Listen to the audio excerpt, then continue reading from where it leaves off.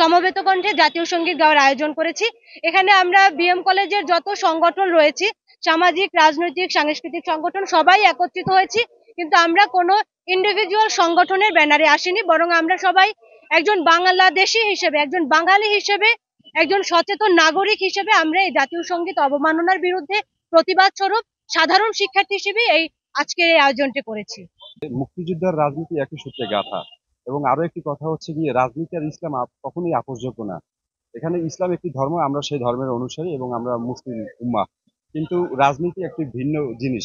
তো আহ, বাংলাদেশে মুক্তিযুদ্ধকে বাদ দিয়ে আসলে রাজনীতি যদি আমরা চিন্তা করি, তাহলে সেটা আমরা অবশ্যই বোকার স্বর্গে বাস করি।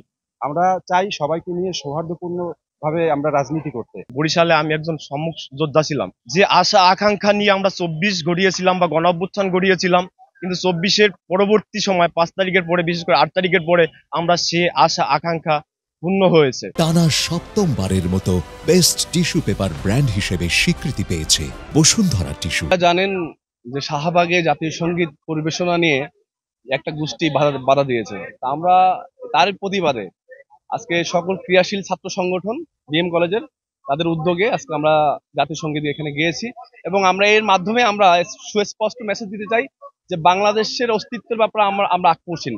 71-এর ব্যাপারে যেমন আমরা আপোষহীন, 24-কে 71-এর সাথে কন্ট্রাডিক্ট করা যাবে না। আমরা 24 এবং 71-কে আমরা সম্মান জানিয়ে আজকে আমরা সকল ক্রিয়া সংগঠন এখানে দাঁড়িয়েছি, আপনার জাতীয় সঙ্গীত গিয়েছি।